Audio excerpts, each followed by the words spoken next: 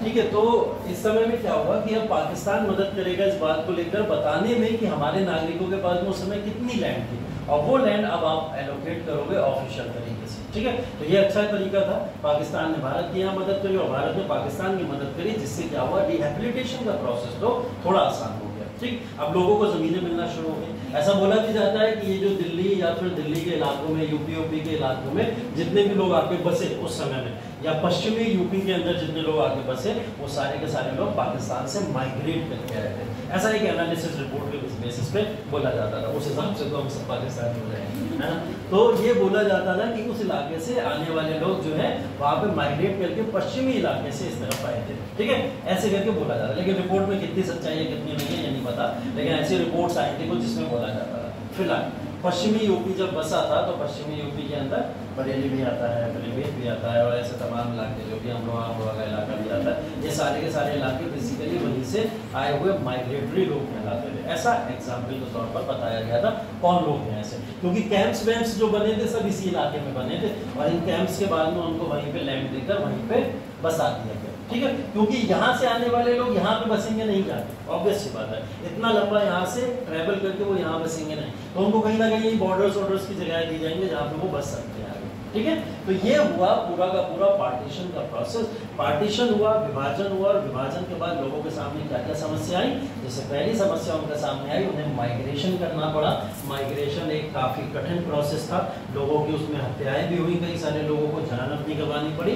Migration के बाद में रिहेबिलिटेशन का प्रोसेस भी हुआ, रिहेबिलिटेशन पुनर्वास भी हुआ। पुनर्वास ने भी एक समस्या क्रिएट करी कि लोग अब यहाँ पे अनुचित तौर पर अपनी अपनी लैंड को मांगने लगे थे। मतलब अब सरदार दिलरुख सिंह ने इसके लिए जो कमेटी बनाई थी, वो कमेटी भी कहीं ना कहीं लोगों को गलत तरीके से लैंड प्रोवाइड कर रही थी। फिर धीरे धीरे जांच कमेटी बिठाई गई, और वहां पता चला जिन्होंने गलत लैंड दी थी उन्हें पनिश भी किया गया, और पनिश करने के बाद में अब लोगों को समझ आ गया गलत लैंड नहीं मांग सकते, है ना। तो वेरिफिकेशन होना शुरू हो गया, तो वेरिफिकेशन के आधार पर लोगों को क्या करा गया, लैंड प्रोवाइड की गई। एक समस्या सुलझी कि चलो पार्टीशन हुआ, पार्टीशन के बाद में भारत के अंदर माइग्रेशन हुआ, और माइग्रेशन ने क्या क्रिएट करा, रिहेबिलिटेशन क्रिएट करा, पुनर्वास क्रिएट करा, और अब भारत के अंदर लोग सामान्य तौर पर आकर बस गए। लेकिन समस्या सिर्फ इतनी नहीं है कि पार्टीशन हुआ, विभाजन हुआ, विभाजन के बाद लोगों का पुनर्वास हो गया, इतनी ही बड़ी समस्या नहीं है, समस्या भी और बड़ी है ना। विभाजन तो हो गया, विभाजन के बाद में अलग अलग तरीके से स्टेट्स को यहाँ पर डिवाइड किया गया, और बोला गया कि अब विभाजन का जो तरीका है वो रेड क्लिफ के आधार पर तो हो गया, लेकिन 565 रियासतों को अभी भी फ्री छोड़ा गया है। अब वो बहुत बड़ा मुद्दा क्रिएट करेंगे, प्रॉब्लम क्रिएट करेंगे, जिसकी वजह से ये भारत के अंदर काफी बड़ी समस्या उत्पन्न होने वाली है। क्योंकि अंग्रेज तो भारत को छोड़ के चले गए, उन्होंने बोला 40% भारत से हमारा कोई लेना देना नहीं, हमने 60% पे रूल किया, हम 60% आपको देके चले जाते। उसमें भी अंग्रेजों की देखो चालाकी क्या थी, अंग्रेजों ने क्या करा, मक्कार तो थे, इन्होंने क्या करा, बोले मुगलों से अपना देश लिया था, हम मुगलों को सौंप के जाएंगे। ठीक है, इन्होंने क्या करा, 1947 में मुगल ढूंढे, अभी हैं जिंदा या नहीं है, कहीं बच्चे बचाए हैं, तो इन्होंने ढूंढना शुरू किया। ढूंढते इन्हें मुगल फैमिली से कोई लोग मिल गए। ठीक है, और मुगल फैमिली से जहाँ इन्हें लोग मिले, इन्होंने क्या करा, उनसे संपर्क साधा, और संपर्क साधने के बाद उनके साथ कांटेक्ट किया। कांटेक्ट करके बोले कि हमने आपसे देश लिया था, हम सोच रहे हैं हम आपको ही देश देके जाए। ठीक है, अब इस समय में गांधी जी को पता चली ये बात, ठीक है, जवाहरलाल नेहरू को पता चली, सरदार वल्लभ भाई पटेल को पता चली, वीपी मेनन को पता चली, ये सब बातें जैसे ही पता चली, ये सारे लोग पहुँच गए मुगल हाउस में। ठीक है, क्योंकि मुगल को भी लग रहा है कि भाई हमें हमारा वापस से रूल मिल जा रहा है, क्या समस्या। तो इन्होंने जाके अपना प्यार से या कैमरे को बंद करके थोड़ा हड़का के, ठीक है, कायदे से इनको समझाया कि अब तुम्हारा दौर खत्म हो चुका है, किसी भी तरीके का दौर दुनिया के अंदर का देखो, सब डेमोक्रेसी की तरफ मूव कर रहे हैं, फ्रीडम की तरफ मूव कर रहे हैं, कहीं पे भी किसी तरीके की कोई राजशाही नहीं चल रही है, और अगर राजशाही चलती भी है एक दो देशों में तो वहाँ पे भी संविधान होता है ना। तो अब हम आपके हाथ में तो देश नहीं सौंपने वाले, क्योंकि बहुत संघर्ष किया आज़ादी में यहाँ पे लोगों ने, 57 के बाद से 47 तक बहुत संघर्ष किया गया है। तो इस संघर्ष को बेसिकली हम ऐसे नहीं जाने देंगे, अब डेमोक्रेसी या लोकतंत्र ही भारत में आएगा, राजशाही नहीं आएगा। तो उनको जैसे तैसे डरा धमका के जो भी है देश को अपने हाथों में माउंटबेटन को बनाने के लिए तैयार कर पाए थे भारतीय लोग। तभी आपने देखा होगा कि मुगल्स हों चाहे मराठे हों, जो भी रजवाड़े थे, उन सबको क्या कर दिया गया था, छुपा दिया गया था। 1992 में चौधरी चरण सिंह इनको वापस लेके आए थे ढूंढ के, क्योंकि वो भी कहीं ना कहीं एक राजशाही घराने से लेने देने वाले थे। है ना। चौधरी चरण सिंह ने ढूंढा कि क्या मुगल भारत के अंदर अभी भी जीवित हैं और अगर हैं तो कहाँ रहते हैं, ठीक है। तो उन्होंने ढूंढना शुरू किया तो पता चला कुछ मुगल्स कर्नाटका के अंदर मिले, उनकी फैमिली ट्री के कुछ लोग वहाँ पे मिले। ऐसे मराठे भी कुछ रह रहे थे लेकिन सामने नहीं आते थे, है ना, क्योंकि सामने आएंगे लोगों की सिंपैथी जाएगी और सिंपैथी जाने की वजह से क्या होगा, प्रोटेस्ट होना शुरू हो जाएगा और वापस से वहां के लोग क्या करेंगे, एक कहीं ना कहीं प्रॉब्लम क्रिएट करेंगे कि हमें तो भाई हमारा शासन चाहिए और डेमोक्रेसी पे इससे कहीं ना कहीं खतरा हो जाएगा। तो ऐसे लोगों को क्या करो, छुपा दो। तो ऐसे लोगों को छुपा दिया गया, इनको अपनी आइडेंटिटी को छुपाने के लिए बोला गया और अगर किसी की आइडेंटिटी पता चली तो उसको जेल के अंदर डाल के फांसी की सजा तक सुनाई जाएगी। ऐसे पनिशमेंट के क्लॉजेस भारत में बने। भारत को ऐसे स्टेप लेने पड़े, मजबूरी थी हमारे सामने। मजबूरी ये थी कि अगर ऐसे लोग वापस से सामने आएंगे तो इंटरेस्ट क्रिएट हो जाएंगे लोगों को, है ना। अब मुगलों को लेके भारत में मुस्लिम समुदाय का इंटरेस्ट क्रिएट नहीं हो जाएगा, वो कहेगा कि मुगल सत्ता ही अच्छी, चलो मुगल सत्ता के साथ में चले, है ना। और अगर बात करें मराठों को लेके तो मराठा ही पूरा का पूरा रजवाड़े हैं जितने सारे के सारे, वो सब एक साथ में चले जाएंगे, कहेंगे नहीं हमें तो मराठा रूल चाहिए। तो ये प्रॉब्लम क्रिएट हो जाती है, इसलिए उनको क्या कर दिया गया, पूरी तरीके से हाइड कर दिया गया और उनकी आइडेंटिटी को हाइड कर दिया गया।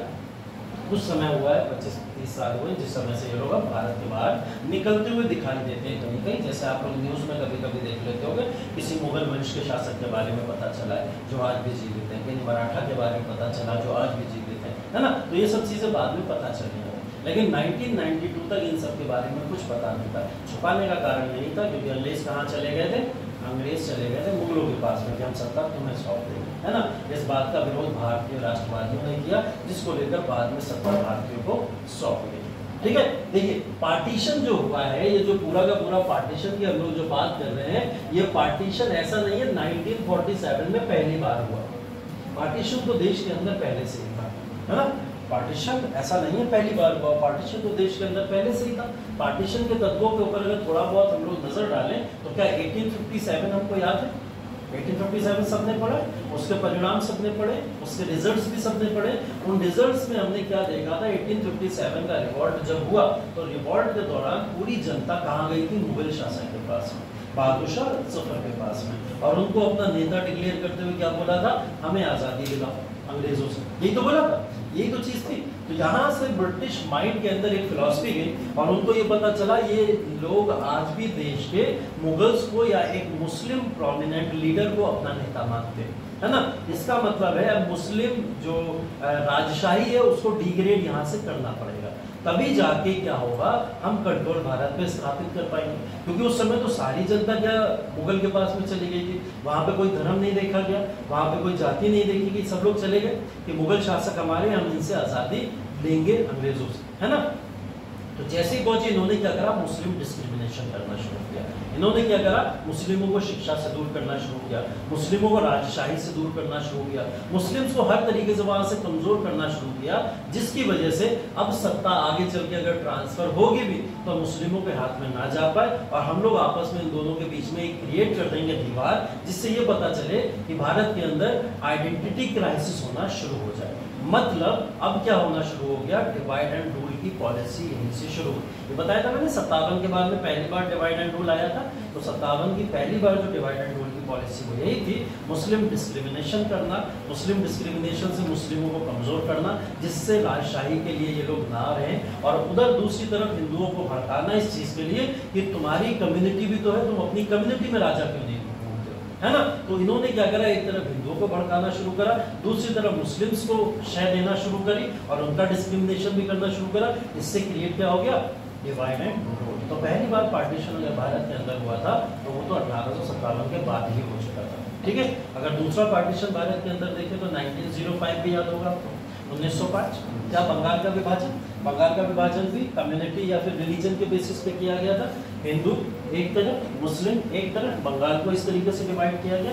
तीसरा विभाजन देखिए कौन सा है, 1909, ठीक है। 1909 का पार्लियामेंट भी याद होगा आपको। पार्लियामेंट्री रिफॉर्म ने क्या करा था, सेपरेट इलेक्टोरेट मुस्लिम्स को देके भारत के अंदर हिंदू मुस्लिम्स में एक और कड़वाहट पैदा कर दी, ठीक है। और इसी को गांधी जी ने, नेहरू ने भी आगे देश के विभाजन के लिए जिम्मेदार भी माना है 1909 के पार्लियामेंट्री रिफॉर्म्स को, ठीक है। इसके बाद और आगे चले तो टू नेशन थ्योरी आती है ना, वो भी एक विभाजन का अगला प्रिंसिपल है। तो विभाजन का अगर अगला प्रिंसिपल देखें, टू नेशन थ्योरी, दो राष्ट्र का सिद्धांत यहाँ पे आया, किसने दिया था, मोहम्मद अली जिन्ना ने दो राष्ट्र सिद्धांत की बात करी। मुस्लिम लीग लगातार इसके ऊपर फोकस करती है। तो विभाजन का अगला दौर क्या था? दो राष्ट्र का सिद्धांत। वो दो नेशन की थ्योरी को क्रिएट करना चाहता था। दो नेशन की थ्योरी को आप लोग समझते हैं क्या होता है? टू नेशन की अगर बात हो रही है तो उस टू नेशन का मतलब क्या है?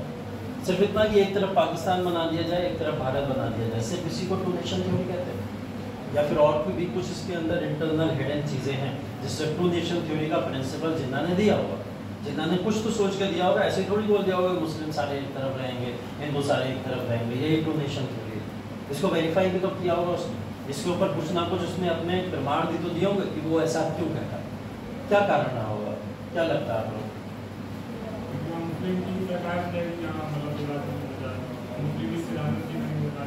हाँ, अगर मुस्लिम राष्ट्र होगा तो मुस्लिमों की सरकार होगी, मुस्लिम प्रधानमंत्री, मतलब सारा प्रशासन या फिर सारी सरकार मुस्लिमों के हाथ में चलेगी। ठीक है, वो तो चलो एक विभाजन का तरीका है, लेकिन टू नेशन थ्योरी का जो एग्जैक्ट मतलब है, नेशन राष्ट्र का मतलब समझते हैं आप? राष्ट्र क्या होता है? राष्ट्रवाद तो मैंने आपको पढ़ाया था, राष्ट्रवाद तो आप लोग जानते हैं अच्छे से, लेकिन अगर मैं आपसे राष्ट्र की डेफिनेशन पूछूँ, व्हाट इज नेशन? नेशन है क्या? एक राष्ट्र हम लोग बोलते किसको? राष्ट्र का मायना क्या होता है? या फिर अच्छा ये बता दीजिए कि राष्ट्र और स्टेट, नेशन और स्टेट में डिफरेंस क्या होता है? क्वालिटी में पढ़ा होगा जैसे, हाँ तेज बोलो, तेज बोलो।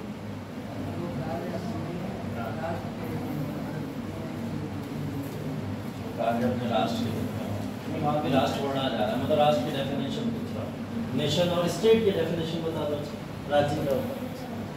एक राष्ट्र होता है, एक राज्य होता है, ऐसे ही तो है, बार बार पढ़ते हैं हम लोग, बोला भी जाता है ना इंडिया के बारे में, इंडिया को कभी स्टेट बोल देते हैं, कभी नेशन बोल देते हैं, ऐसा बोला जाता है। और आप लोग भी कंफ्यूज रहते होंगे कि इंडिया को कभी नेशन बोल दे रहे हैं, कभी राज्य बोल दे रहे हैं। कहीं कहीं राज्य लिखा हुआ है भारत, भारत एक राज्य है, ऐसा लिखा हुआ है ना, और कहीं यही लिखा भारत एक राष्ट्र है। क्यों? राज्य तो हम उत्तर प्रदेश को बोल रहे हैं, राज्य तो हम बंगाल को बोल रहे हैं ना, फिर भारत को राज्य क्यों बोल रहे हैं? इसका एक डिफरेंस है ना कुछ कहीं ना कहीं तो ऐसी बात होगी ना, इसका मतलब होगा राज्य ये होता है, नेशन ये होता है, इसलिए हम इसको बोलते हैं।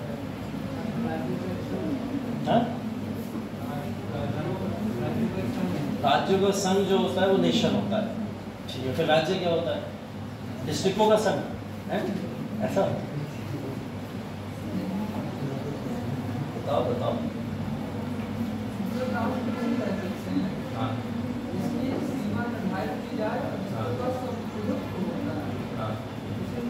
इसके उसको क्या कहते हैं? राष्ट्र कहते हैं उसको। अच्छा,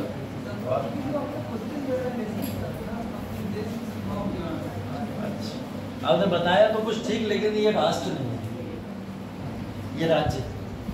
ठीक है, आपने जो बताया वो डेफिनेशन राज्य की है, राष्ट्र की नहीं है, लेकिन वो भी अधूरी है। ठीक है, सुनो, चलो कहूँगा अभिषेक सर से सब कहूँगा, तो क्या पढ़ा रहे हैं बच्चे को? ये नहीं पता राष्ट्र क्या होता है, राज्य क्या होता है। कल पढ़ेगी तुम लोग पिटा है। चलो देखो, नेशन क्या होता है या फिर स्टेट क्या होता है। मैं नेशनलिज्म का कॉन्सेप्ट आपको बता चुका हूँ, राष्ट्रवाद का सिद्धांत आपको बताया मैंने, और राष्ट्रवाद के सिद्धांत में मैंने आपको ये बताया था, किसी एक पर्टिकुलर टेरिटरी के अंतर्गत जब कॉमन ऑब्जेक्टिव या कॉमन गोल्स के साथ में सभी वर्ग समुदाय के लोग एक साथ कार्य करते हैं, एक इमोशंस के साथ कार्य करते हैं, एक फीलिंग के साथ कार्य करते हैं उसके निर्माण के लिए, तो वो क्या होता है? राष्ट्रवाद होता है। ठीक है, नेशनलिज्म होता है। हम नेशन को भी कुछ उसी तरीके से निर्धारित कर सकते हैं। एक नेशन या राज्य वो होता है जहां पर इमोशंस होते हैं, जहां पर इमोशंस होते हैं, कुछ फीलिंग्स होती हैं। ठीक है, हम लोग बार बार नेशन बिल्डिंग की जो बात कर रहे हैं, तो आपको क्या लग रहा है? बंगाल त्रिपुरा को मिलाने की बातें कर रहे हैं? अभी तक आज़ादी तक हम जो बातें करते चले आ रहे थे कि हमें एक राष्ट्र का निर्माण करना, देश बनाना है, तो हमको क्या लग रहा था कि बंगाल, त्रिपुरा, मणिपुर, इन सबको बनाने की बातें हो रही? ऐसा नहीं था ना, हम तो बात कर रहे थे कि इमोशंस के बेसिस पे ना, एक फीलिंग के बेसिस पे बात कर रहे थे, एक साइकोलॉजिकल हमारे ऊपर कहीं ना कहीं इम्पैक्ट था, जिसके बेसिस पे हम सोच रहे थे कि हमें एक नेशन मिल जाए। ठीक है, तो जब भी कोई भी चीज इमोशंस, फीलिंग या साइकोलॉजिकल इम्पैक्ट से थोड़ा बहुत अटैच्ड होती है, और जहां पर रिलीजन, जहां पर कल्चर, जहां पर सेक्ट या जहां पर कास्ट, इन सारी चीजों को वरीयता दी जाती है, वो क्या होता है? नेशन। होता है, क्योंकि इमोशन से, फीलिंग से आपका रिलीजन भी जुड़ा होता है, आपकी कास्ट भी जुड़ी होती है, आपकी साइकोलॉजी भी जुड़ी होती है। तो कास्ट हमेशा वो होता है जहाँ पर आपका इमोशंस, फीलिंग या साइकोलॉजिकल चीज़ें आपके रिलीजन, कास्ट या इन सारे समुदाय से मिलकर बनी हो। भारत को बोला जाता है कंपोजिट कल्चर। क्यों बोला जाता है भारत को कंपोजिट कल्चर? क्योंकि कई सारे कल्चर से मिलके हम बने, है ना। अब कई सारे कल्चर्स को, चाहे कोई भी कल्चर हो, ट्राइबल्स कल्चर हो, नॉन ट्राइबल कल्चर्स हो, हिंदू कल्चर हो, मुस्लिम कल्चर हो, पंजाबी कल्चर हो या कोई भी कल्चर हो, हर कल्चर को हम अपनाते हैं और अपना के क्या करते हैं, एक नेशन बिल्डिंग की बात करते हैं। तो हमारे साथ में कुछ इमोशंस हैं, कुछ फीलिंग्स हैं और ऐसी बहुत सारी चीजें हमारे साथ में हैं जिन्होंने मिलकर क्या बनाया है, एक नेशन बनाया। ये है नेशन। यहाँ पे कोई पॉलिटिकल टर्म यूज नहीं हुआ। नेशन हमेशा क्या होता है, आपके इमोशंस या फीलिंग के ऊपर डिपेंडेंट कोई भी प्रक्रिया होती है, ठीक। स्टेट ये है पॉलिटिकल कॉन्सेप्ट, ठीक है। इसको पॉलिटिकल कॉन्सेप्ट इसलिए बोला जाता है क्योंकि ये हमेशा एक फॉर्मल इंस्टीट्यूशन होता है। क्या होता है, हमेशा एक फॉर्मल इंस्टीट्यूशन है। फॉर्मल इंस्टीट्यूशन होने के नाते स्टेट हमेशा वो कहलाएगी जहाँ पर 4 तरीके के एलिमेंट्स होते हैं। 4 तरीके के एलिमेंट्स हमेशा पाए जाते हैं, उन्हें स्टेट बोला जाता है। जैसे अगर पहली बात इसके अंदर मैं करूं तो स्टेट हमेशा उसको बोला जाएगा जहां की कोई एक टेरिटरी होती है, सीमा होती है।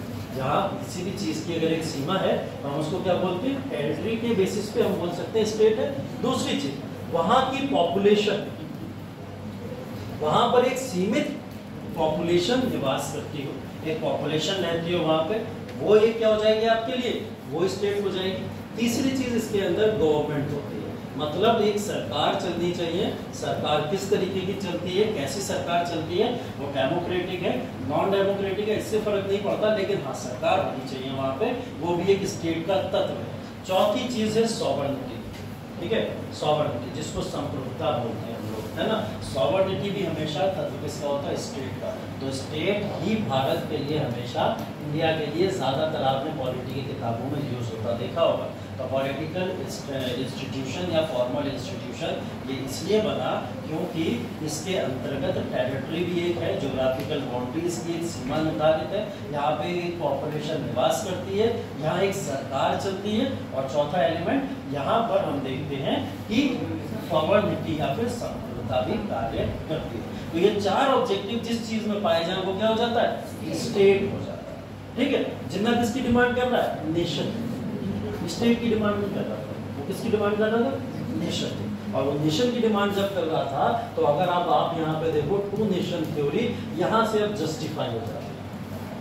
जिन्ना की डिमांड अब आपको सही क्यों लगने लगेगी, इसलिए लगने लगेगी क्योंकि जिन्ना स्टेट की डिमांड नहीं कर रहा था। जिन्ना किसकी डिमांड कर रहा था, नेशन की डिमांड। जिन्ना बोल रहा था 2 नेशन, 2 राष्ट्र, और 2 राष्ट्र ऐसे राष्ट्र हो सकते हैं जहाँ पर एक तरफ हिंदू रहेंगे, उनके सारे इमोशन अलग हैं, उनकी सारी फीलिंग्स अलग हैं, उनके कल्चर अलग हैं, उनके रहन सहन का तरीका अलग है, हर चीज़ अलग है। सेम मुस्लिम्स के साथ में उनका रहने का तरीका अलग है, कल्चर अलग है, उनके मानने का तरीका अलग है, हर तरीके की सारी के सारी परंपराएं मुस्लिम अलग मानते हैं। तो वो उस बेसिस पे बोलता था कि जहाँ रिलीजन या कल्चर या फिर सेक्ट या कास्ट, जहाँ 2 अलग अलग समुदाय में अगर डिवाइड हो जाए तो इसी को मेरे हिसाब से इसे क्या बोला जाएगा, 2 नेशन थ्योरी बोला जाएगा। तो जिन्ना की 2 नेशन थ्योरी यहाँ जस्टिफाई होती दिखाई देती है, ठीक है। अगर अभी हम लोग बोल रहे थे कि 2 नेशन थ्योरी का कॉन्सेप्ट जिन्ना बार बार दे रहा था घटिया कॉन्सेप्ट है, बेकार कॉन्सेप्ट है, लेकिन यहाँ जस्टिफाई होता है, इसलिए दिखाई दे रहा है क्योंकि वो नेशन की बात कर रहा था। वो ये नहीं बोल रहा था मुझे स्टेट दे, तो स्टेट थ्योरी उसने बोला ही। अगर वो स्टेट के लिए डिमांड कर रहा होता तब हमें समझ आता कि वो चाहता है टेरिटरी का डिवीजन हो जाए, वो चाहता है कि यहाँ पर पॉपुलेशन का एक डिवीजन हो जाए, वो चाहता है कि यहाँ पे गवर्नमेंट अलग अलग तरीके की बन जाए, या यहाँ पर संप्रभुता के आधार पर दोनों अलग अलग बन जाए, ठीक है। लेकिन नेशन और स्टेट दोनों एक दूसरे से अभिन्न रूप से जुड़े हुए हैं, अभिन्न रूप से एक दूसरे का अंग है, तो एक दूसरे से जुड़े हुए। ये बात जिन्ना जानता था, उसके बाद में फिर 2 नेशन थ्योरी को बोलता है, ये गलत है, ठीक है। अगर सिर्फ इस बात पे बोलता है कि रिलीजन के बेसिस पे, कास्ट के बेसिस पे, संप्रदाय के बेसिस पे सबका मानना अलग है, कल्चर अलग है, दोनों एक साथ सर्वाइव नहीं कर पाएंगे, तो आप 2 नेशन थ्योरी के कॉन्सेप्ट को अगर रख रहे हो तो वहां पे से उचित माना जा सकता था। लेकिन उसके साथ में स्टेट के एलिमेंट्स भी जुड़े हुए हैं। अगर यहाँ पे नेशन अलग अलग बनता तो नेशन अलग बनने से क्या होता, टेरिटरी भी तो अलग होती, हुई है ना। पाकिस्तान अलग चला गया ना, टेरिटरी का तो डिवीजन हुआ, क्या यहाँ पे पॉपुलेशन का डिवीजन नहीं हुआ, हुआ ना, पॉपुलेशन भी अलग नहीं। और यहाँ पे गवर्नमेंट का डिवीजन भी हुआ, पाकिस्तान की अलग गवर्नमेंट बनी, भारत की अलग बनी, सॉवरेनिटी का भी डिवीजन हुआ। उन्होंने अपने लोगों को अलग सॉवरेनिटी दी, हमने अलग लोगों को सॉवरेनिटी दी। तो यहाँ पे तो स्टेट का बंटवारा ऑटोमेटिक हो गया। इस वजह से बोला जाता है जिन्ना की टू नेशन थ्योरी कहने को सही थी, लेकिन उसकी वजह से स्टेट पे प्रभाव पड़ता, पॉलिटिकल स्ट्रक्चर पे प्रभाव पड़ता, इसलिए भारतीय स्तर विरोध करते।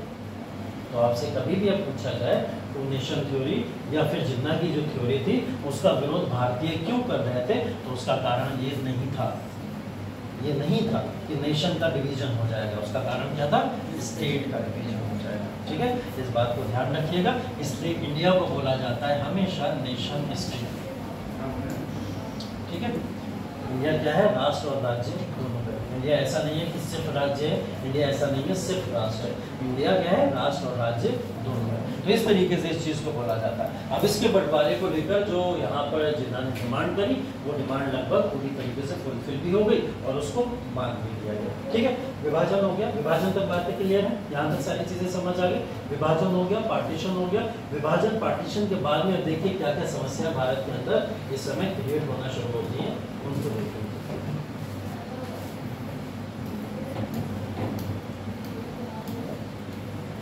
अच्छा, पहले कुछ लिख भी लो इसमें, वरना तुम लोग को लगेगा पढ़ा के पता नहीं क्या क्या चलेगा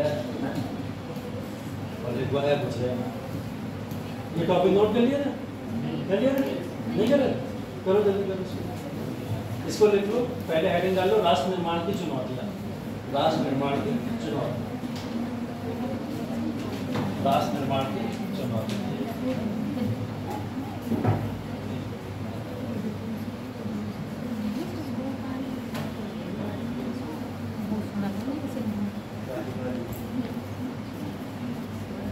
बहुत ही ज़्यादा इंटरेस्टिंग है पोस्ट इंडिपेंडेंस हिस्ट्री, थोड़ा सा बस इंटरेस्ट लेके पढ़ना है इसको, बहुत ही इंटरेस्टिंग चीज़ है ना।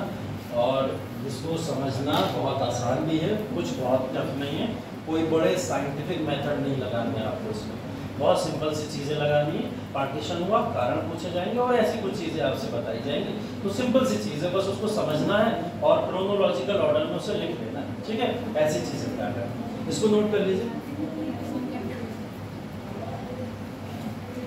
हो गया, कर लेना हम लोग।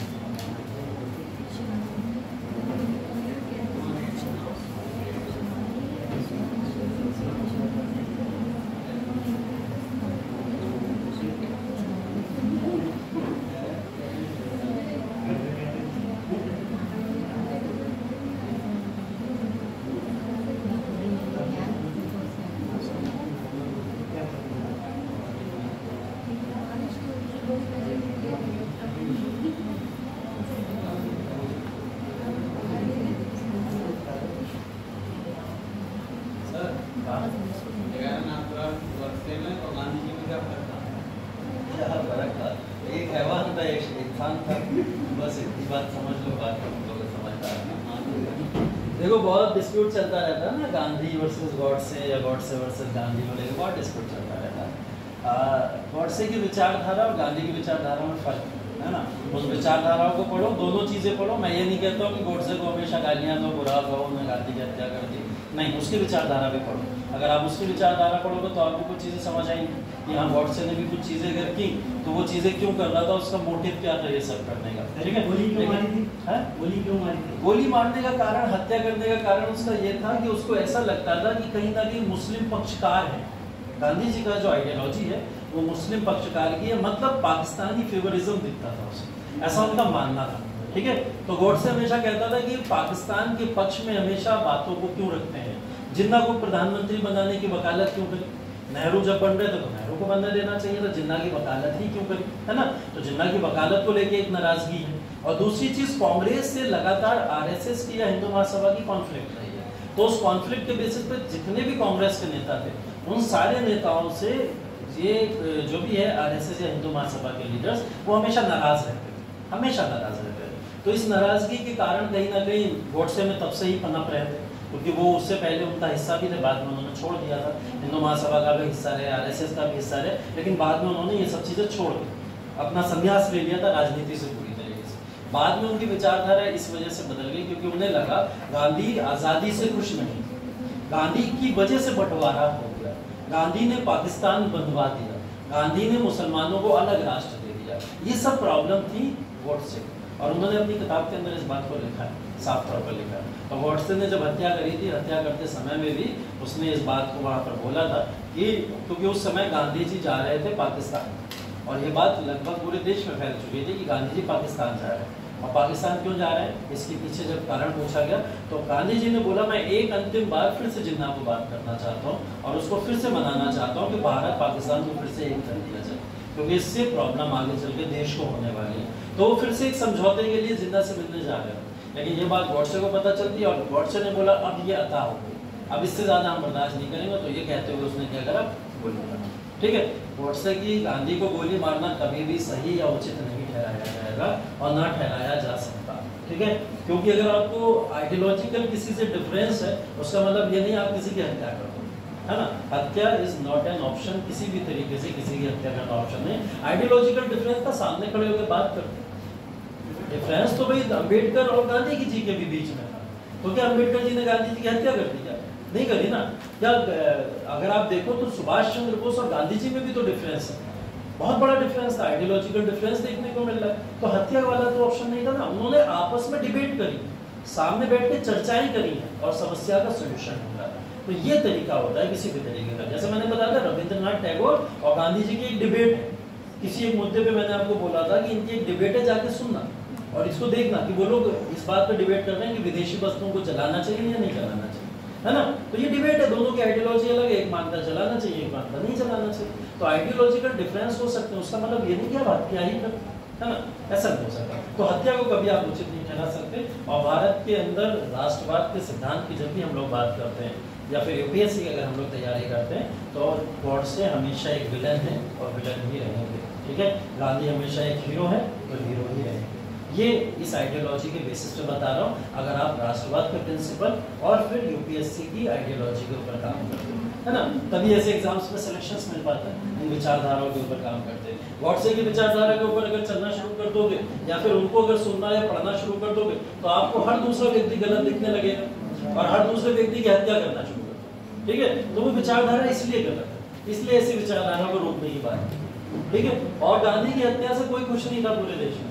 अगर ऐसा कुछ होता तो कोई तो खुश होता, कम से कम कि चलो गांधी मारा गया, अच्छा हुआ। कोई खुश नहीं था। इवन हिंदू महासभा आरएसएस तक ने आके इस बात पे अपना खेद व्यक्त किया है। उन्होंने भी बोला था कि ये बहुत गलत हुआ, देश का बड़ा नुकसान, बहुत बड़ा नुकसान। और गोडसे को उसको लेकर पनिशमेंट भी बाद में दी गई, जानते हैं आप लोग। ठीक है, तो इससे कोई खुश नहीं था। चलिए आगे देखिए, हिंदू कोड पे, हिंदू कोड बिल अभी आएगा, अभी टॉपिक है, अभी तो हम लोग इसको पूरा डिस्कस करेंगे आगे चलिए। ठीक है, अभी तक हमने पढ़ा क्या है, स्वतंत्र भारत में चुनौतियां, विभाजन और परिणाम देखा। ये दो टॉपिक ही तो पढ़े, अभी रियासतों के ऊपर आ ही रहते हैं। ठीक है, इन दो टॉपिक को पढ़ने। और आपको पता है इतने ही टॉपिक नहीं है पोस्ट इंडिपेंडेंस में, ऐसे 7 वर्जन हैं जिसमें इतने इतने टॉपिक। ठीक है, 7 यूनिट्स हैं और 7 यूनिट्स में इतने इतने टॉपिक है। अब बताओ मुझे 7 क्लास में मैं कैसे इसको खत्म करूँ, और वो भी मुझे नहीं पता 7 मिली भी नहीं आनी मिली, है ना। तो इसलिए मैंने बोला कि बहुत ब्रॉड सिलेबस है, उस ब्रॉड सिलेबस को जल्दी खत्म करना है हम लोगों को। तो उस चीज से, उस आधार पर हमको लेके चलना पड़ेगा। ठीक है, तो मैं तो कह रहा लिखो भी मत, छोड़ो, मैं नोट्स दे दूंगा। ठीक है, क्योंकि सिलेबस खत्म करना, ये सब चीजें नोट्स में पढ़ लेना जाके आराम से। विभाजन, परिणाम वगैरह ये सब हो गया।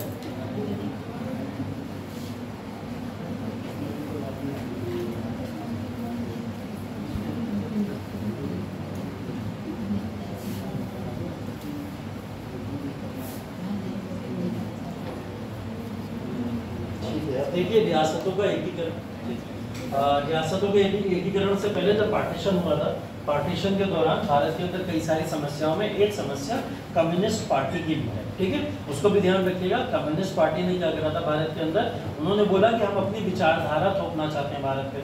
उनकी विचारधारा क्या है, जो रशिया की है, जो चाइना की है। अब वो विचारधारा के हिसाब से देखा जाएगा तो वो कम्युनिज्म कंट्री बनाना चाहते थे, भारत को डेमोक्रेटिक नहीं बनाना चाहते थे। ठीक है, तो कम्युनिस्ट की विचारधारा या वो विचारधारा ज्यादा प्रभावी भारत में करना चाहते थे, इसलिए उन्होंने भारत में आंदोलन करना शुरू कर दिए। उन आंदोलनों को नेहरू जी ने दबाया था और दबाने के बाद में भारत के अंदर एक डेमोक्रेटिक यूनियन की शुरुआत की थी। वो एक चैलेंज और भी था जो मैं आपको बताना भूल गया, वो भी एक चैलेंज है। कम्युनिस्ट ने भी भारत के लिए प्रॉब्लम क्रिएट की थी, जो प्रॉब्लम भारत के अंदर उसकी आज़ादी के बाद में एक बड़ी प्रॉब्लम मानी जाती है। ठीक है, बहुत बड़ा मुद्दा नहीं है, बस ध्यान रखिए, इंपॉर्टेंट मुद्दा है। रियासतों का एकीकरण देखिए। अब देखिए इसके अंतर्गत वैसे तो मैं अगर बात करूं तो भारत का जब यहाँ पर बंटवारा हुआ या डिवीजन हुआ, तो डिवीजन होने के दौरान भारत को इस समय 565 प्रिंसली स्टेट्स या फिर रियासतें जो हैं वो यहाँ पर अलग से देखी गई थी इस समय में, कि पूरे भारत में 565 रियासत। ठीक है,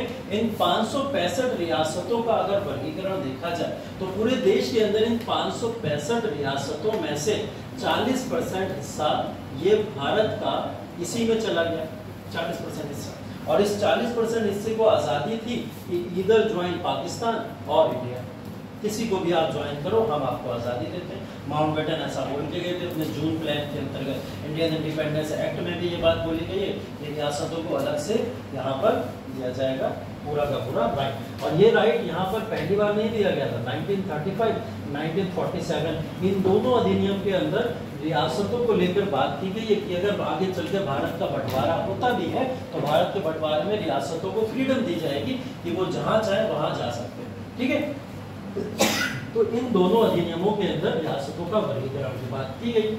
अब देखिए प्रॉब्लम क्या है, 565 रियासतों में से लगभग सारी रियासतें भारत के साथ जुड़ने को तैयार हो गई। ठीक है, लगभग सारी रियासतें भारत के साथ जुड़ने को तैयार हो गई। क्यों तैयार हो गई? क्योंकि यहाँ पर वल्लभ भाई पटेल और वीपी मेनन ये दो व्यक्ति हैं जिन दोनों के हाथ में ये सौंपा गया था कि रियासतों से रिलेटेड सारी की सारी कार्रवाई इन दोनों को देखनी है। ठीक है, ये पूरा का पूरा देख रहे हैं गृह शासन या गृह प्रशासन पूरा का पूरा, और जो होम मिनिस्टर होगा तो वही टेरिटरी का ध्यान तो रखेगा पूरा का पूरा, तो वो कर रहे थे। ये सेक्रेटरी थे इस समय वीपी मेनन, ठीक है, सचिव हुआ करते थे। तो इन दोनों को हाथ में ये समस्या को सौंपा गया कि किस तरीके से आप भारत के राज्यों के अंतर्गत इन रियासतों को मिलाने वाले। ठीक, अब इन्होंने क्या करा, इन्होंने सबसे पहले थोड़ी सी चालाकी चली और माउंटबेटन को बुलाया, और माउंटबेटन को बुला के बोला कि एक स्पीच देनी है आपको भारत के अंदर, और वो स्पीच आपको देनी है भारत के फेवर में। भारत के फेवर में स्पीच में देते हुए सारी रियासतों को एक स्पीच दीजिए कि अगर आप भारत के साथ आके जुड़ते हैं तो भारत के साथ जुड़ने के आपको कई सारे फायदे हो सकते हैं, बहुत सारे फायदे आप गिना देना उन्हें। इस बात को लेके अब आप कह लो कि इनके पास में वो स्किल्स थी जिसकी वजह से इन्होंने माउंटबेटन को मना लिया इस चीज़ के लिए। और माउंटबेटन ने आकर ये बात बोली, प्रिंसली स्टेट्स के अपने अंतिम भाषण के अंदर माउंटबेटन बोल के गए थे कि आपका भारत के साथ जुड़ना आप लोग के लिए अच्छा साबित होगा। ठीक है, तो लगभग सारे रियासतें भारत के साथ जुड़ने के लिए तैयार हो गई। सबने बोल दिया, ये सब आज़ादी से पहले की बातें हैं, सब बोले चलो भारत के साथ जुड़ेंगे। लेकिन 7 स्टेट्स हैं इस समय जो प्रिंसली स्टेट्स हैं या रियासतें हैं, वो इस चीज़ के लिए नहीं मानी कि वो भारत के साथ जुड़ेंगे। 7 रियासतें ऐसी थी जिन्होंने भारत के साथ जुड़ने से साफ तौर पर मना कर दिया। उन रियासतों का एक एक करके वर्गीकरण देखेंगे, अभी फिलहाल उनके मार्क यहाँ पर किए गए, वो भी आप देख सकते हो। ठीक है, एक तो थी यहाँ पर त्रावणकोर जो नीचे है, यहाँ पर केरला के अंतर्गत इसको जाना जाता था। तो एक त्रावणकोर करके राज्य पड़ता था यहाँ पर, जिसको प्रिंसली स्टेट बोला जाता था या राजशाही घराना बोला जाता था। किसको? त्रावणकोर। ठीक है, त्रावणकोर के अलावा यहाँ पे देखा जाएगा तो ये mid section India, Bhopal, sorry Hyderabad, ठीक है, ये हैदराबाद स्टेट था।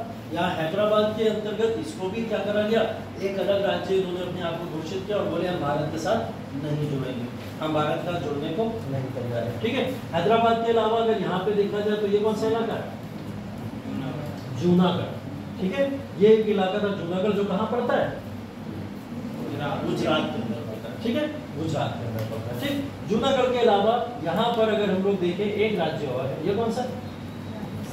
राजस्थान में कौन सा इलाका था जो भारत के साथ नहीं जुड़ा था? जोधपुर। ठीक है, जोधपुर था। जोधपुर जो भारत के साथ में जुड़ने के लिए साफ तौर पर उसने मना कर दिया, तो एक जोधपुर था। ठीक है, ऊपर के इलाके के अंदर अगर हम लोग जाएं तो यहाँ पर ये वाला इलाका इधर अलग दे दिया, लेकिन ये वाला इलाका था मणिपुर। कौन सा इलाका? मणिपुर। यहाँ पे एक इलाका है मणिपुर, उसने भी भारत के साथ जुड़ने से मना कर दिया। एक इलाका यहाँ पे था भोपाल, ठीक है, उसने भी भारत के साथ जुड़ने को मना कर दिया। और ये इलाका था कश्मीर, जिसने भारत के साथ जुड़ने को मना कर दिया। ऐसे 7 राज्य, इन 7 ने अपने आप को या तो इंडिपेंडेंट रखना चाहा या पाकिस्तान के साथ जाना चाहा, लेकिन भारत के साथ जुड़ने से इन्होंने साफ तौर पर मना कर दिया। अब ये बड़ी समस्या है। 565 में से सिर्फ यही 7 प्रिंसली स्टेट्स थे जिन्होंने समस्या क्रिएट करी भारत के सामने। धीरे धीरे करके सारे राज्यों को, सब चीज़ों को यहाँ पर वल्लभ भाई पटेल और वीपी मेनन अपनी कोशिशों से भारत में मिला चुके थे, लेकिन ये 7 राज्यों ने प्रॉब्लम क्रिएट कर दी। ठीक है, अब यहाँ पे आती है नेहरू पॉलिसी। यहाँ पे आती है नेहरू पॉलिसी। नेहरू ने देखिए क्या करना शुरू करा। नेहरू ने बोला कि अगर आप लोग हमारे साथ में जुड़ते हो तो हम आपको 3 तरीके के ऑप्शंस दे सकते हो। इसको नेहरूवियन पॉलिसी के तौर पर जाना जाता है, जो उन्होंने रियासतों के लिए बनाई थी। उन्होंने पॉलिसी के तहत बोला हम आपको 3 ऑप्शंस दे सकते हैं। पहला ऑप्शन कि आपको अगर इंडिपेंडेंट रहना है तो आप इंडिपेंडेंट रहो, हमें प्रॉब्लम नहीं है, क्या रहो, इंडिपेंडेंट रहो, लेकिन कुछ मैटर्स आपको हमारे हवाले सौंपने पड़ेंगे जो आपने अंग्रेजों के हाथों में सौंप के रखे थे। जैसे डिफेंस, ये किसके हाथों में होगा, इंडियन स्टेट के हाथों में होगा। डिफेंस किसको सौंपना पड़ेगा, भारतीयों को या इंडियन यूनियन को सौंपना पड़ेगा। डिफेंस के अलावा आपको कम्युनिकेशन पूरा का पूरा किसके हाथों में सौंपना पड़ेगा, सब भारतीयों के हाथों में सौंपना पड़ेगा। और डिफेंस के साथ साथ में, कम्युनिकेशन के साथ साथ में जितने भी आपके इंटरनल मैटर्स हैं, वो इंटरनल मैटर्स का भी चुनाव किसके हाथों में होगा, इंडियन यूनियन के हाथों में। बोले आप इंडिपेंडेंट रहो, बट ये 3 मुद्दे जो है वो हमारे हवाले करो, हमें इस बात से समस्या नहीं है। ठीक है, जो स्टेट इंडिपेंडेंट रहना चाहते हैं रह, लेकिन इन 3 शर्तों में मानना पड़ेगा। ये नेहरूवियन पॉलिसी का पहला सिद्धांत था। दूसरे सिद्धांत के तहत इन्होंने बोला कि एक पॉलिसी होती है, पॉलिसी ऑफ एक्सेशन। एक्सेशन की पॉलिसी को हिंदी में क्या बोलेंगे, विलय की नीति। ठीक है, क्या बोला जाएगा, विलय की नीति। इन्होंने बोला या तो हमारे साथ में विलय की नीति आप साइन कर लीजिए, दूसरा ऑप्शन आपके साथ में ये है कि आप भारत के साथ में क्या करो, विलय की नीति साइन कर लो। अगर आप हमारे साथ में विलय की नीति साइन कर लेते हो तो इंडिया आपको प्रोटेक्ट करेगा। ठीक है, इंडिया क्या करेगा, प्रोटेक्ट करेगा, और आप एक इंडिविजुअल पार्ट ऑफ इंडिया बन जाओगे। ठीक है, तीसरी चीज इन्होंने बोला कॉन्स्टिट्यूशनल मोनार्की। तीसरा ऑप्शन क्या दे दिया, कॉन्स्टिट्यूशनल मोनार्की। कॉन्स्टिट्यूशनल मोनार्की क्या होती है, कोई एग्जांपल देश का जहां कॉन्स्टिट्यूशनल मोनार्की है, इसमें दोनों को सेपरेट करें अलग अलग। एक कॉन्स्टिट्यूशन है, संविधान, और एक तरफ मोनार्की है, राजशाही। जहाँ पे संविधान भी हो और राजशाही भी हो उसे कॉन्स्टिट्यूशनल मोनार्की बोला जाएगा।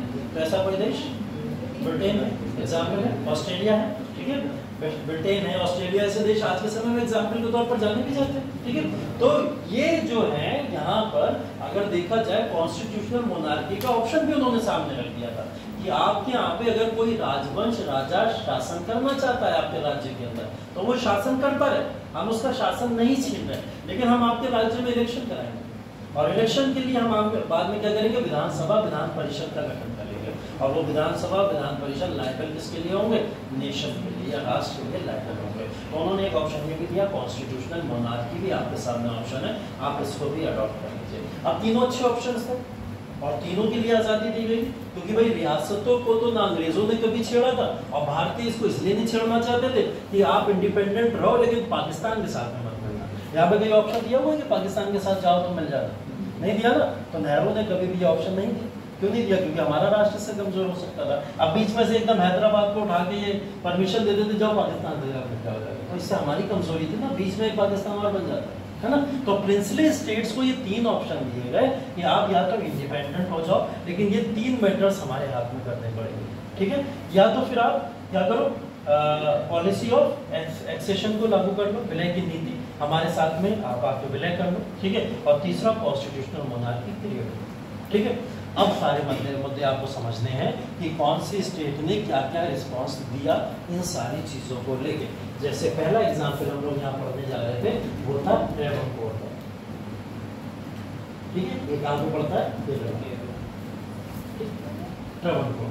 ट्रेवनकोर की जब हम लोग बात करते हैं, केरला ने अपने आप को भारत के साथ विलय के लिए मना कर दिया था, हम भारत के साथ एक्सेशन नहीं करेंगे, मतलब ये वाला ऑप्शन तो पता, इस ऑप्शन के लिए ये लोग नहीं माने। ठीक है, ट्रेवनकोर के अंदर कोई भी इस समय में ऐसा दल नहीं था जिस दल को इलेक्शन लड़ा के वहां पर एक कॉन्स्टिट्यूशनल मोनार्की को क्रिएट कर दिया जाता। तो कॉन्स्टिट्यूशनल मोनार्की जैसा भी ऑप्शन यहाँ पर अंत हो चुका था। तीसरा ऑप्शन क्या बचा, इंडिपेंडेंट रहिए लेकिन ये सारे मुद्दे हमारे हाथों में कर दीजिए। इसने क्या चुना, इसने बोला ठीक है हमें आपकी ये बात कबूल है, हम इंडिपेंडेंट रहेंगे और ये मुद्दे जो भी हैं डिफेंस के वो आपके हाथों में कर देंगे, ठीक है। लेकिन प्रॉब्लम क्या हुई यहाँ पर, जैसे ही ट्रेवनकोर ने ये बात बोली, यहाँ पर एक जो था पॉलिटिकल इंस्टीट्यूशन था जो अलगाववादी दल के तौर पर जाना जाता था, जिसको बोला जाता था केरला कम्युनिस्ट पार्टी। क्या बोला जाता था, केरला कम्युनिस्ट पार्टी। मतलब केरला के साम्यवादी दल था एक, जिस दल ने क्या करा यहाँ पे ट्रेवनकोर के राजा के ऊपर यहाँ पे हमला कर दिया, ठीक है। और हमला करके क्या बोला कि यहाँ पर केरला कम्युनिज्म पार्टी का रूल होगा और ट्रेवनकोर के राजा को अब अपनी गद्दी को छोड़ के जाना पड़ेगा। यहाँ पे अगर मैं पूछूं आपसे हिंदू मेजोरिटी होगी मुस्लिम मेजोरिटी होगी तो आप क्या बताओगे यहाँ पे, ये भी देखते चलना है।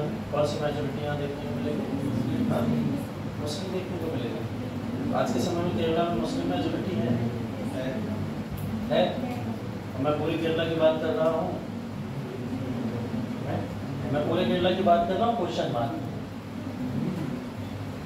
पूछ रहा हूँ मैं तुम लोग से, क्या मैं पूरे केरला की बात कर रहा हूँ ना? नहीं कर रहा हूँ, मैं सिर्फ ट्रेवनकोर की बात कर रहा हूँ। तो आप कैसे डिसाइड कर सकते हो कि ट्रेवनकोर में सारी मुस्लिम पॉपुलेशन ज़्यादा थी? नहीं कर सकते ना। यहाँ पे जो जनता थी जिस तरीके की थी वो मिक्स पॉपुलेशन थी और मिक्स पॉपुलेशन में कभी भी ये डिसाइड नहीं हो पाता है कि आपको कौन से पक्ष में रहना है। तो ट्रेवनकोर के आगे ये समस्या थी, वो पाकिस्तान के लिए कह नहीं सकता था क्योंकि उसके पास मुस्लिम पॉपुलेशन थी नहीं। इंडिया में वो अपने आप को बचाना नहीं चाहते थे या अपने आप को मर्ज नहीं करना चाहते थे। क्यों?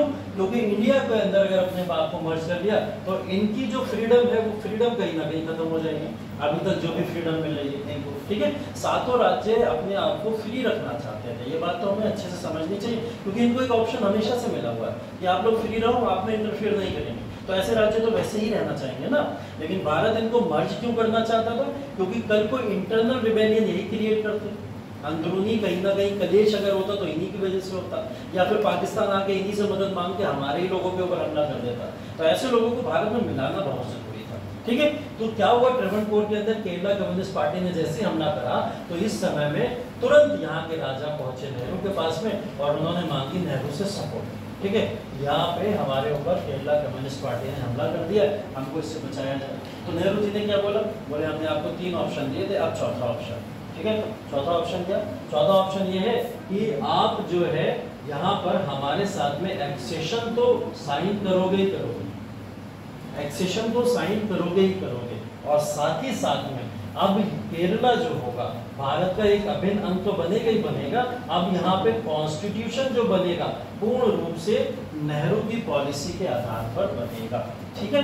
तो अब ये इनको ऑप्शन दिया गया, इसके लिए ट्रेवनकोर के राजा को मानना पड़ा और उन्होंने यहाँ पे पॉलिसी ऑफ एक्सेशन या विलय की नीति को साइन कर दिया और साइन करके ट्रेवनकोर किसका हिस्सा बन गया, यहाँ पे भारत का एक अभिन्न अंग बन गया, ठीक है। और यहाँ पर नेहरू ने जिनको भेजा था ट्रेवनकोर के एक्सेशन पे साइन करने के लिए वो कोई और नहीं, सरदार वल्लभ भाई पटेल और वीपी मेनन भी थे, ठीक है। तो एक राज्य जो अभी तक लगातार विरोध कर रहा था भारत का हिस्सा नहीं बनेंगे, उस हिस्से ने क्या करा, भारत के अंदर सहमति दे दी कि अब हम भारत का हिस्सा बन जाएंगे। ये बात हो रही है जब 1947 का समय चल रहा है, अभी भारत आज़ाद नहीं हुआ। ट्रेवनकोर की बात कब चल रही है, जब भारत आज़ाद नहीं हुआ है। तो ये इनको जब ऑप्शन दिया गया था कि आप किसकी तरफ जाओगे, तो इन्होंने अपने आप को इंडिपेंडेंट रखना चाहा, लेकिन यहाँ के राजा के ऊपर हमला हुआ। उस हमले के बाद में क्या हुआ, यहाँ की एक कम्युनिस्ट पार्टी ने इनके ऊपर अटैक करा, राजा के ऊपर, जिसके बाद में ये हेल्प लेने कहाँ पहुंचे, नेहरू के पास में पहुंचे। नेहरू ने सरदार वल्लभ भाई पटेल को भेजा और इनसे बोला एक्सेशन का साइन करवा लो इन लोगों से, और भारत का एक अभिन्न बनने को ये लोग तैयार हैं। इस नीति के ऊपर साइन करा के ट्रेवनकोर को किसका हिस्सा बना दिया गया, भारत का एक अभिन्न बना दिया गया, ठीक है। तो ट्रेवनकोर की पॉलिसी यही थी और ट्रेवनकोर को भारत का एक नॉर्मल हिस्सा बना दिया गया, ठीक। आगे देखिए,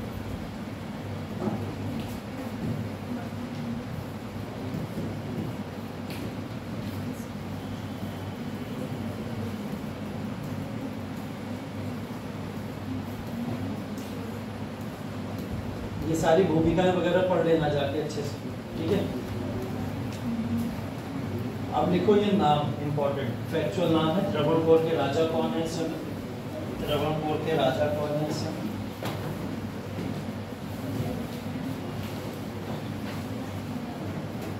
चिथिरा थिरुनल, ठीक है, ये यहाँ के राजा है त्रावणकोर के।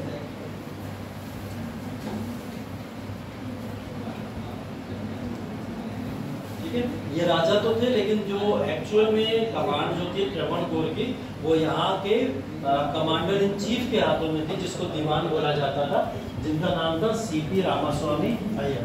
ठीक है, तो सीपी रामास्वामी अय्यर जो थे इस समय में इस पूरी की पूरी कमांड को संभाल रहे थे। ठीक है, और इन्हीं के ऊपर हमला हुआ था, क्योंकि यही पूरा का पूरा त्रावणकोर को यहाँ पर देख कर तो इनके ऊपर हमला हुआ, जिसके बाद में यहाँ पर सरकार को बोला और विलय के लिए तैयार। ठीक है, केरला कम्युनिस्ट पार्टी नोट कर लें, ये दो नाम भी नोट कर लीजिए, केरला कम्युनिस्ट पार्टी भी नोट कर लीजिए।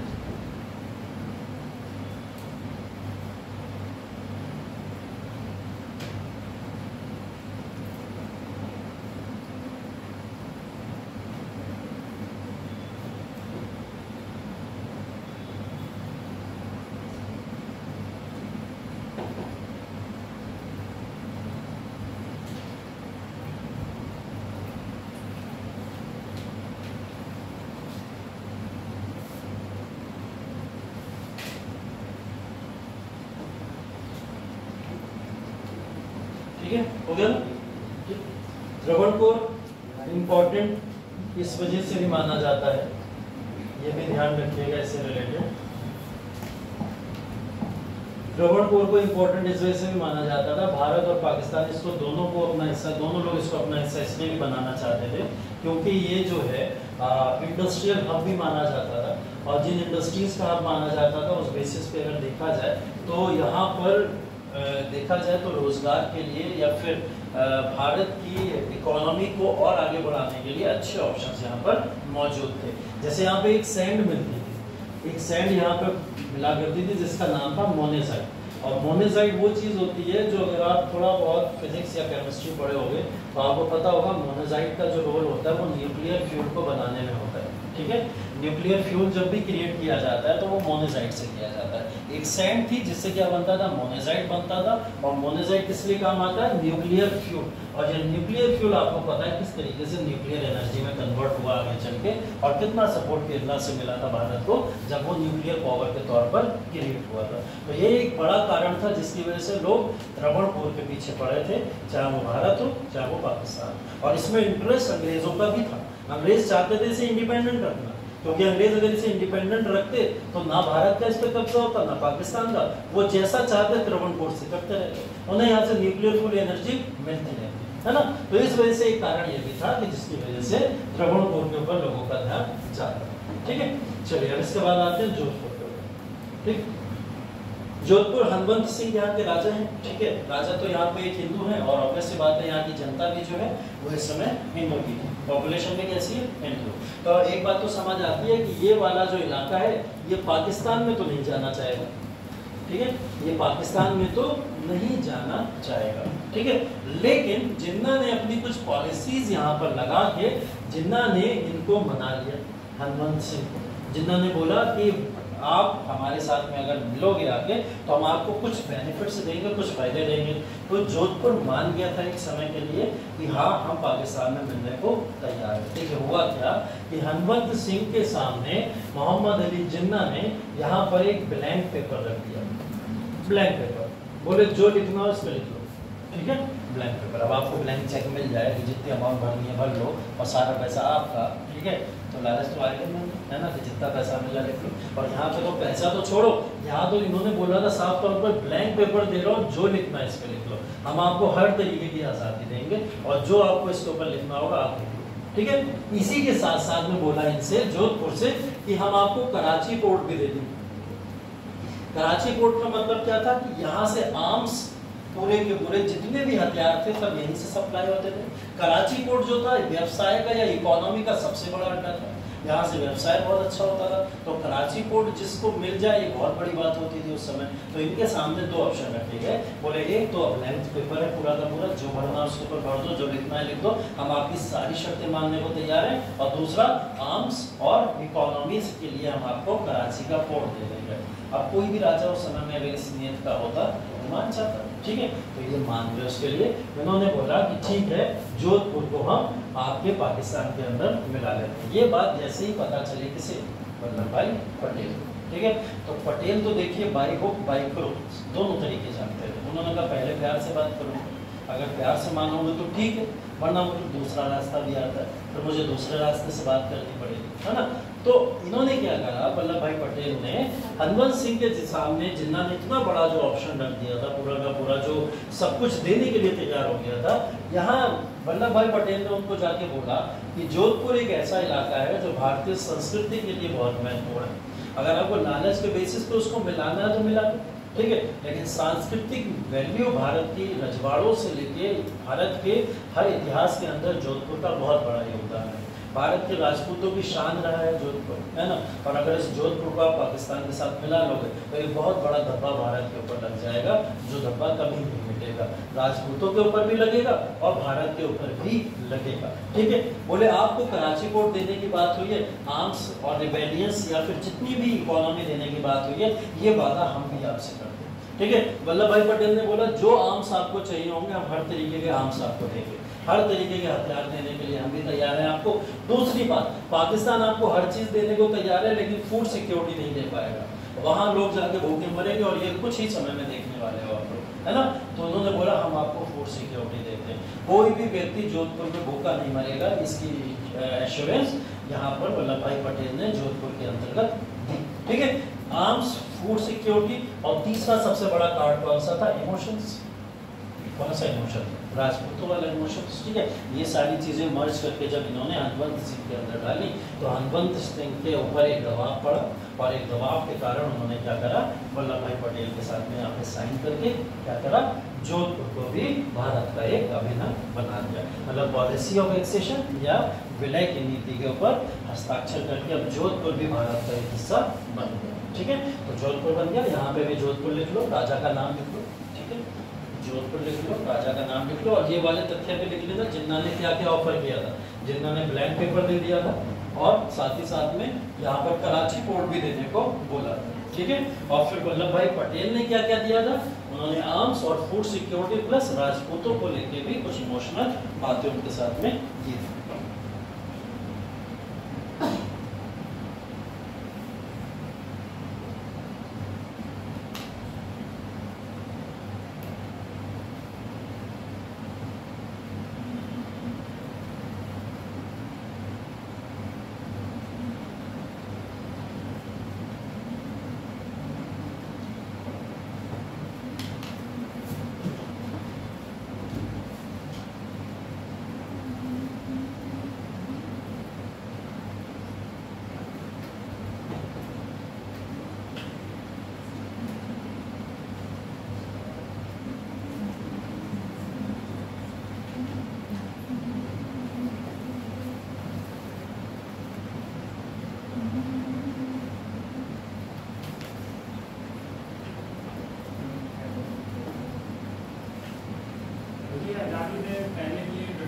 हाँ, ये सब आज़ादी से पहले जो भी अभी राज्य बता रहा हूँ मैं आपको, आज़ादी से पहले थे। जैसे आज़ादी के बाद वाले शुरू होंगे वो बता दूँगा। ये सब 1947 में चल रहा है, जो भी चल रहा है 1947, इवन ये भी, ठीक। अब यहाँ से शुरू होगा इसके बाद का, तो वो बाद में बताऊँगा, ठीक है।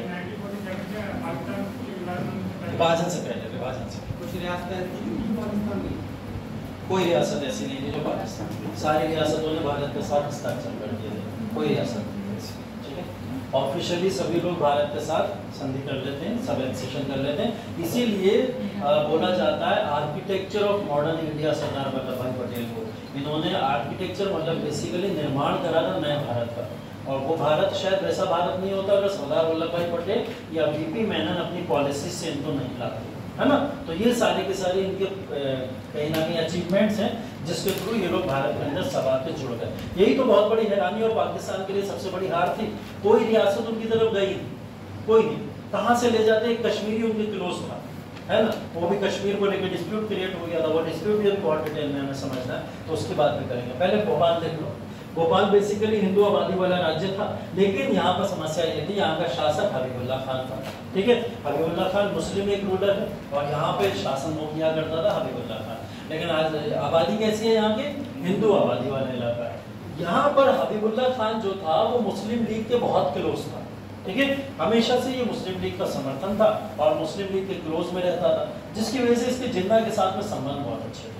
ठीक है, तो ये बात लोग समझ रहे थे कि भोपाल तो कुछ भी करके चला ही जाएगा इसके साथ में, यहाँ पर पाकिस्तान के साथ में, सबको ये बातें लग रही। ठीक है, ये सारी की सारी बातें लग रही थी। हबीबुल्ला खान ने इस बात को घोषित भी कर दिया था, या तो वो आजाद रहेंगे या फिर पाकिस्तान के साथ चले जाएंगे। क्योंकि एक कारण इसके पीछे ये भी था कि हबीबुल्ला खान यहाँ पे कांग्रेस और नेहरू से नफरत किया करते थे, एक कारण ये था। तो कभी भी कांग्रेस और नेहरू की बात को तो नहीं मानेंगे, है ना। तो एक कारण ये था उनके लिए इस चीज का कि वो मुस्लिम लीग के करीबी थे। दूसरा कारण कांग्रेस और नेहरू के विरोधी थे और वो इस वजह से पाकिस्तान जाना उचित समझते थे भारत के अंदर रहने से। ठीक है, लेकिन हुआ क्या, यहाँ की जो हिंदू आबादी थी उस आबादी ने क्या करा, यहाँ पर प्रोटेस्ट करना शुरू कर दिया। क्योंकि सबको ये बात पहले से पता थी हबीबुल्ला का अपना समर्थन पाकिस्तान को देने जा रहा है, तो यहाँ की आबादी ने क्या करा, प्रोटेस्ट करना शुरू कर दिया। जैसे ही प्रोटेस्ट शुरू हुआ, यहाँ पे जो वल्लभ भाई पटेल थे, उन वल्लभ भाई पटेल ने इस चीज का फायदा उठाया और फायदा उठाते हुए भारत के कुछ आर्मी को या कुछ सैनिकों को भेज दिया भोपाल के अंदर और बोला कि जाके हबीबुल्ला खान को अरेस्ट करके या फिर उसके ऊपर प्रेशर बना के एक्सेशन को साइन कराया जाए। ये अच्छा मौका, क्योंकि वहां की आबादी ने इस समय में प्रोटेस्ट करना शुरू कर दिया। अब आबादी ने प्रोटेस्ट करना शुरू कर दिया तो रूलर की क्या मजा, बांग्लादेश में देख ही चुके हैं हम लोग, अभी ताजा और उससे पहले श्रीलंका में भी देखा हमने, म्यांमार में पहले देख चुके हैं हम लोग। कोई भी देश हो जहाँ जनता की चलती है वहाँ किसी की नहीं चलती, कितना भी बड़ा डिक्टेटर हो, है ना। तो यहाँ पर जब आबादी बोली कि उसको भारत के साथ रहना है या फिर इंडिपेंडेंट रहना, तो इसका मौके का फायदा उठाया और हबीबुल्ला खान को वहां की जनता मार ही देती। इन्होंने क्या करा, वल्लभ भाई पटेल ने भेजा आर्मी को और वहां से भेज के हबीबुल्ला खान से सिग्नेचर करा लिए, इससे इनकी जान भी बच गई और भोपाल भारत में विलय। ठीक है, इसको भी लिख लो, भोपाल के शासक का नाम लिख लो, भोपाल के शासक का नाम लिख लो। साम्यवादी मतलब वही कम्युनिस्ट विचारधारा की बात हो रही है।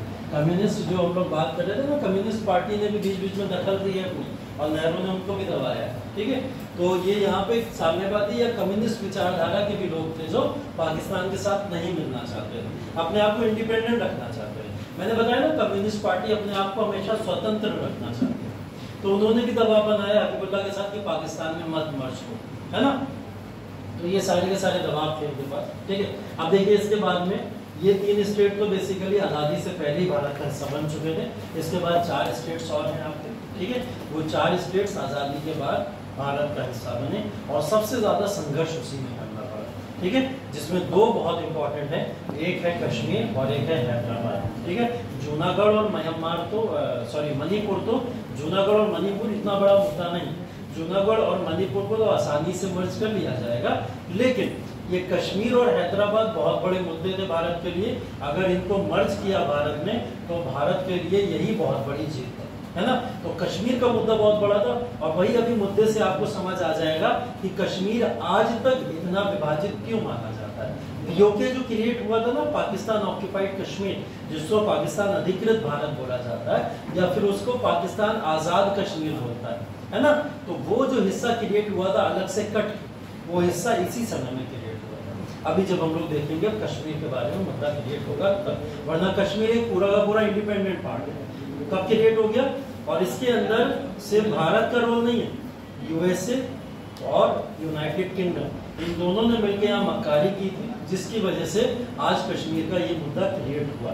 डिटेल में चर्चा करेंगे, उतना समय आज बचा नहीं है, तो इसके बारे में कल बात करेंगे। ठीक है, आज यहीं तक रखते हैं क्लास। इस सबको रिवाइज करिएगा, नोट्स आज नहीं दूंगा, कल दूंगा। ठीक है, चलिए, thank you so much. Answer लिखिए।